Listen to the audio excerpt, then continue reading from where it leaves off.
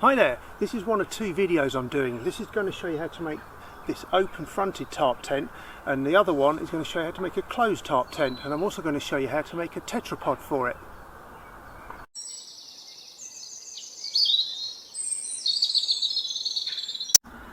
There are of course lots of videos on the interweb of how to make these, but I thought, well, why not put my 10 penneth worth in, and like I say, hang around and you'll see what the tetrapod bit's about. Okay, so as you can see, I've laid out a 3 metre by 3 metre tarp here. The ridge line is running from front to back there. You'll notice a little bit of cordage there, we'll come on to that later.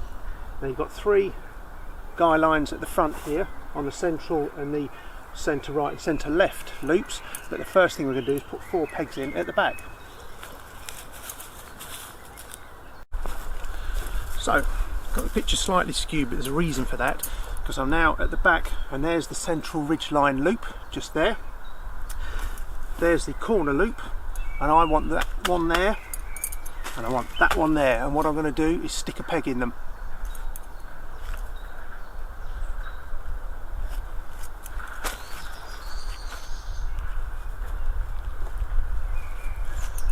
I'll push those in a minute, but what you do is you then tuck the corner under like that, and then you do the same on the other side at the back. So that's your 2 corners done there with your 4 pegs in. You can put one in the central loop there as well, but you don't have to. Right, so that's the back done for the time being. We can tighten it up later if we need to, although for this, because it's a demonstration and the ground's quite stony, I'm not going to push all the pegs in hard because I'll probably get a load of bent ones coming back. Right, now the action is at the front. Right, I've got some corner action again. On this one I've put a little bit of pink paracord. There's a reason for that, because what we're going to do is take these corners and move them in and peg them just past the next loop there. So you're basically going from this to this. Basically what I've done is taken that corner peg and moved it over and past and pegged it in there. So it does make the tent look slightly odd at this stage, and thumbs up to whoever invented this, because it's absolutely genius. And then do the other corner as well. I'll just show you this one. You move the corner over past this next loop and then just peg it in like that. Now the action is to put the pole in the middle. So for this middle bit you're going to need a collapsible pole, a regular wooden pole, or a trekking pole, but there will be another option I'll show you later.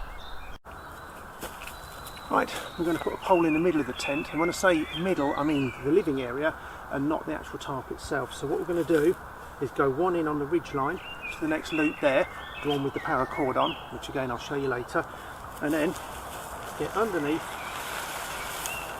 make sure you locate it right under the loop and just push like that. You might need to obviously adjust it. I've pretty much got that spot on, which I'm quite pleased about since I'm filming it, but that's basically it. Still needs a bit of refinement, but you can see there quite clearly that the pole is actually sat under the loop, and you'll probably damage your tarp if you don't do that. I remember the first time I built this, when I got to this stage, even though it's not complete, I felt really quite excited about it. Now there's only a little bit more to do, and the first thing we're going to do is take this guy line and peg it out just over there, thusly. Now what we've got to do is pin these 2 back there, and I'll show you that in close detail. If we go along to the right, or left if it's the other side of course, there's one loop, and there's the second loop back along the edge, which is where you're going to peg that guy line into. What you might find, you have to do a generous lark's head knot here, then hank the excess, and then maybe even put a sheep shank in the middle, because the distance between the flap and that peg loop isn't particularly big. Let me show you inside. Now I'm about 5'11" and I can lay down with clearance at the back, but of course the one thing you've got here is the pole, but there are solutions to getting rid of that, and I'll just show you now. So your options for not having a pole in the middle are, you can tie this off to a branch in a tree. I'd probably use something like a round turn and 2 half hitches, and that's a lark's head there. Or if you've got 2 decent sticking out branches from 2 trees, you could put a pole across and fasten it, or you could do this. The tetrapod tarp tent, and yes, I have taken the pole out of the middle. So a little close up there, We've got the round turn and 2 half hitches, which I've actually slipped, put a loop in there to make that easy to undo, and there is your lark's head. Now that piece of paracord on there, what, 3-4 feet long? How long's a piece of string to go on the top? Who knows? Now just before I take it down, I'm going to have a little experiment, because the closed tarp tent has the pole in a different position. I'm just going to see if it's possible to make a hybrid. The answer's not exactly, because I've got the pole in that right hand side part of the ridge there, but there might be some experimentation to be done with that. I wonder if you can make an open tarp tent from a rectangular tarp.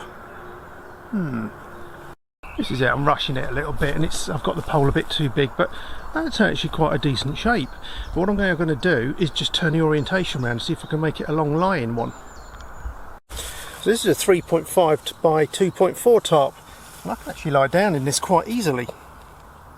The slight snag with this one, you haven't got a fixing about there, so you have to do this middle one, and no, that's not going to work quite. I don't think there's one here to be had either.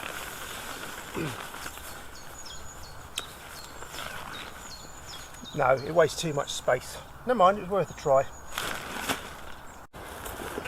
So, that was a useful little exercise, and also trying the rectangular tent, which I hadn't intended to do.